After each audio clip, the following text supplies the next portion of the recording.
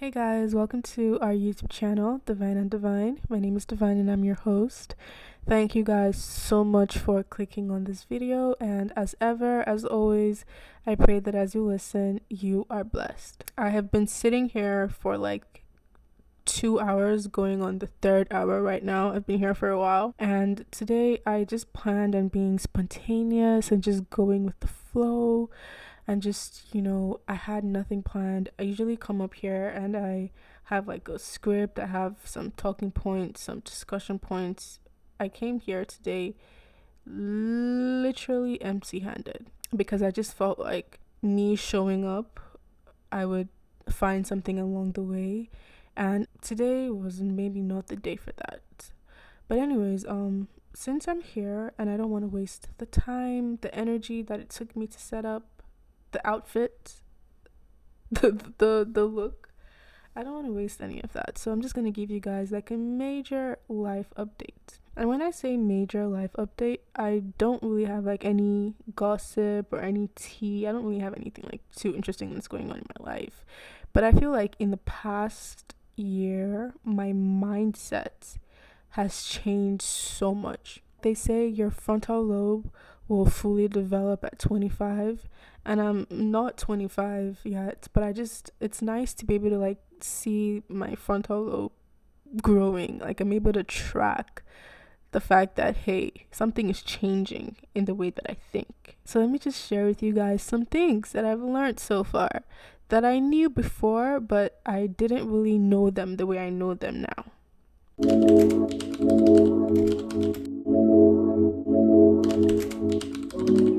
Number one, your life will rarely ever get better by chance. Your life will rarely ever get better by chance. Like every single thing that you see is a fruit of something that was sown earlier.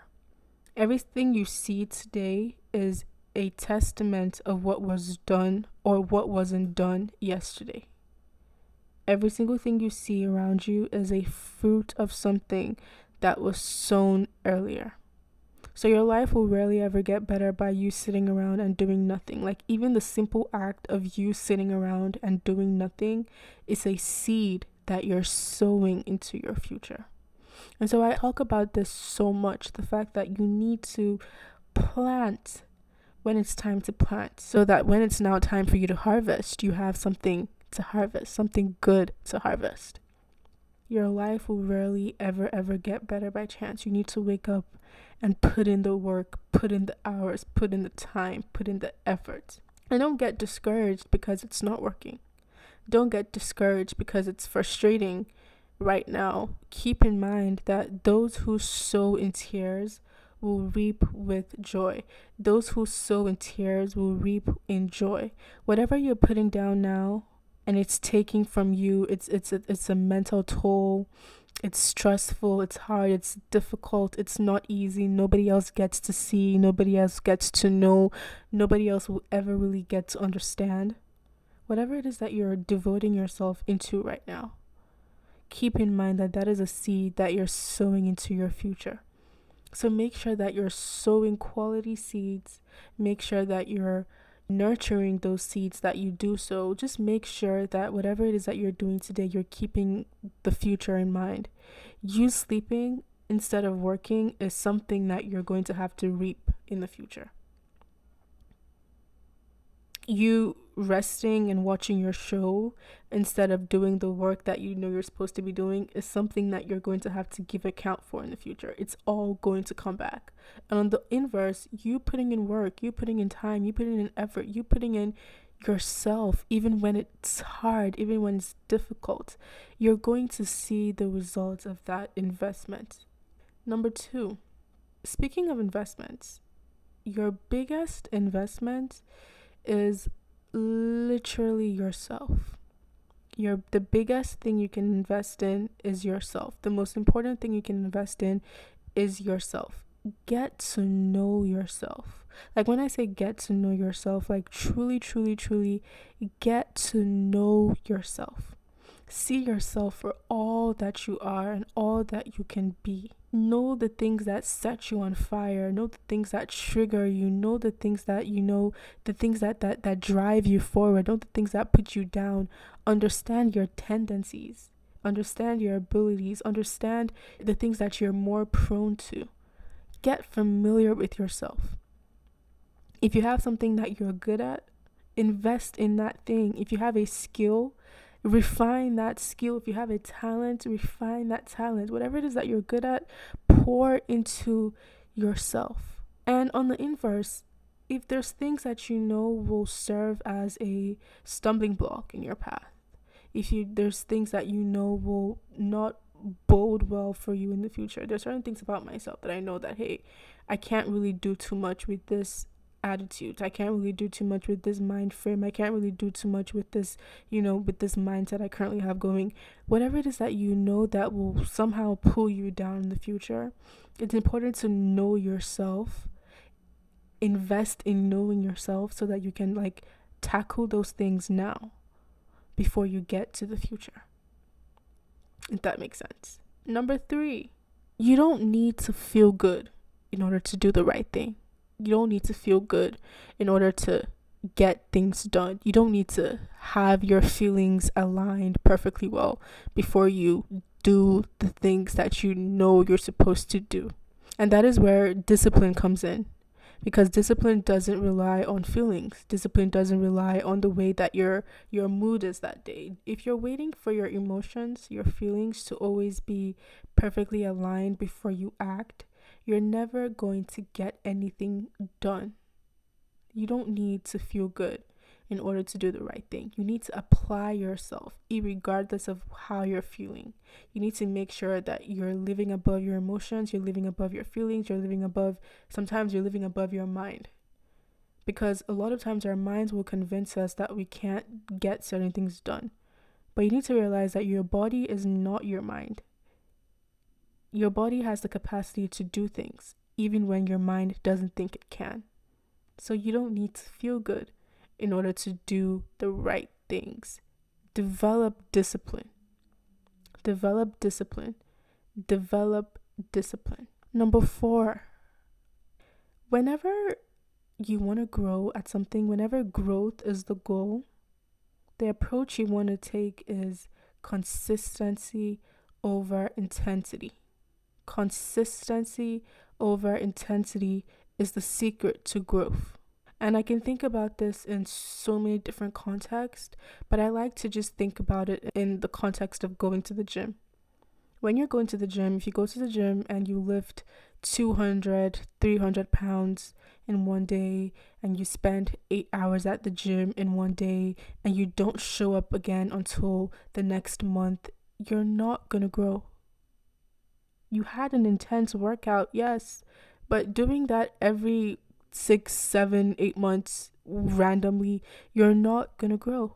But if you go to the gym and you find a weight that you're comfortable with, like a good starting point, and you lift that weight consistently, you show up every day even when you don't feel like it, you consistently add onto that weight, meaning that you're increasing your limits, you're increasing your capacity.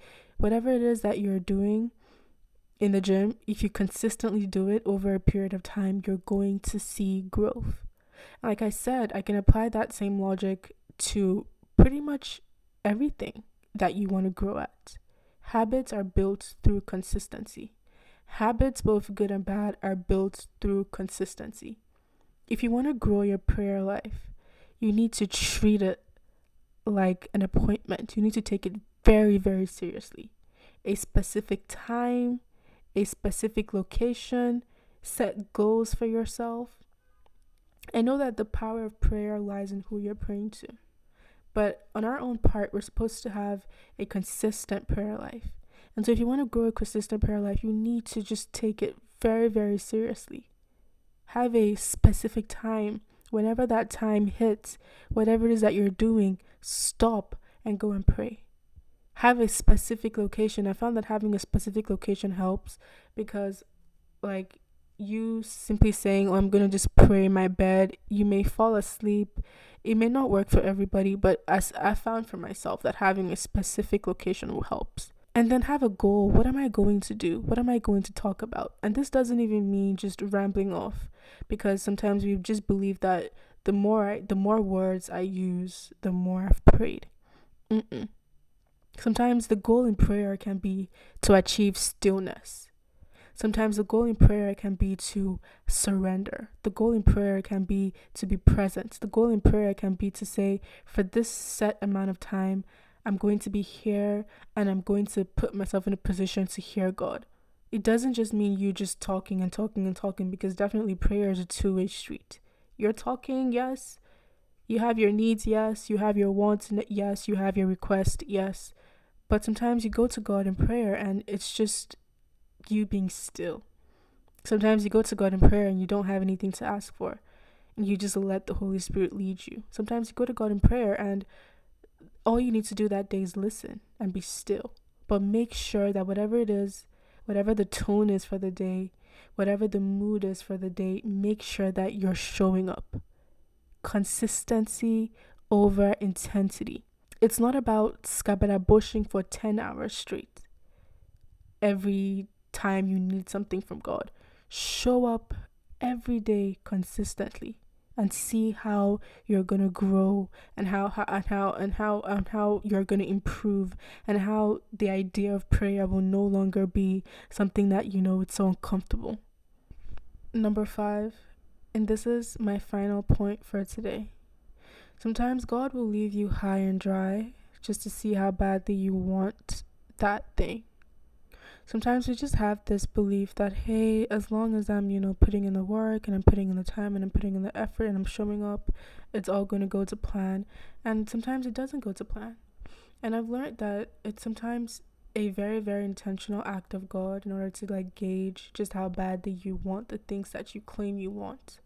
Will you keep showing up even when it doesn't work? Will you keep trying even when you keep failing? Will you keep, how badly do you want it? Are you willing to lose it? Are you willing to live life without it? Those are the kind of questions that we answer with our persistence or our lack of it. And God will sometimes allow you to be in a situation whereby you simply need to persist. You simply need to keep knocking. You simply need to keep asking. You simply need to keep seeking. You simply need to keep, putting in work, even when the results are not equivalent to the amount of work that you put in. Sometimes God will leave you high and dry in order to test how badly you want it. So yeah, those are 5 things that I just feel like I've always known, but the way I know them now, it's like, hey, it's on a deeper level.